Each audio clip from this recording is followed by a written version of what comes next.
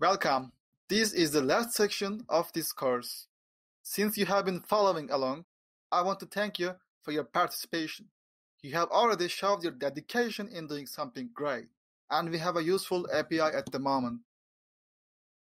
In this section, we are going to take our API one more step further. This way, we are going to have a well-established API. We are going to dive into hypermedia, scalability, and versioning. We are also going to see how to implement and wire these things into our API. It is hypermedia. In this video, hypermedia is a concept that the API is self-describing. The API itself describes how to interact with it, how to use it. It can give you URLs, it can show you how to interact with these URLs, and even how to put these URLs together in particular patterns to accomplish business workflows. Let's put it visually. Imagine you have a parking lot and VIP parkers, and say there is a VIP parker who was a free parker before, and he was a free parker for a long time, and now he has just turned VIP. Unluckily, he cannot get rid of his old habits, and he arrives into the free parking lot, and you have to redirect him to the VIP park, and you better be prepared to repeat this mess every day for many times. This traditional way of working is too expensive and useless. Then you decide to use hypermedia, and then you will give instructions to each customer whenever they come to your parking lot.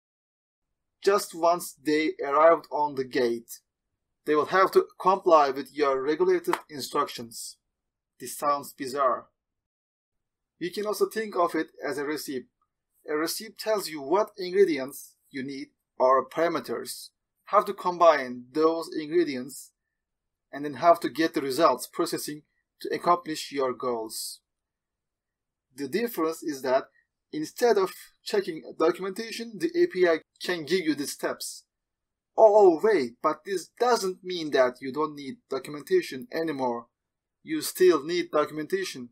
In fact, in some conditions, the documentation becomes even more important because it's a part of the API profit itself. Your users will be even more dependent on documentation.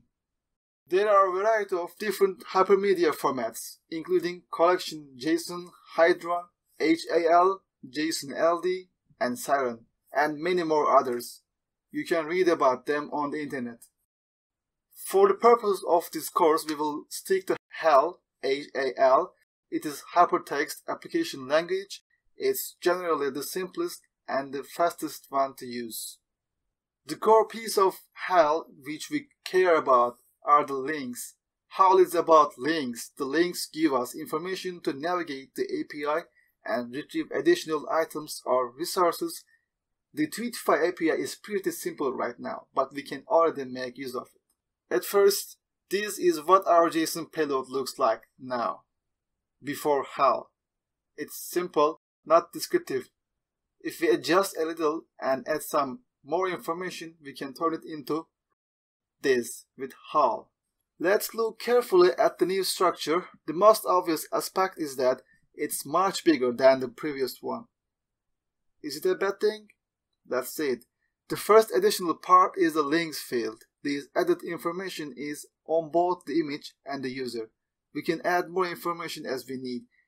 Imagine we have a mobile client that can't display large files. If we embed the file size into the image information, we can let the client decide, and our API doesn't need to figure that out. This could be very useful. The user property is another matter. Moving from a simple ID to a URL and a name is a major breaking change, admittedly, but the benefit is twofold. First, when we display the message, we don't need to make another request to the server to get the username. It sounds great, right? I think it is. More importantly, client applications don't have to create the user link themselves. They can just use the one from the API, which means we can change them if we need to. We covered this hypermedia concept at a high level. I suggest you read more about this concept. Don't forget that this is one of the most misunderstood concepts about REST. But now, anyways, we have an understanding of the hypermedia concept. We will be applying this knowledge into code.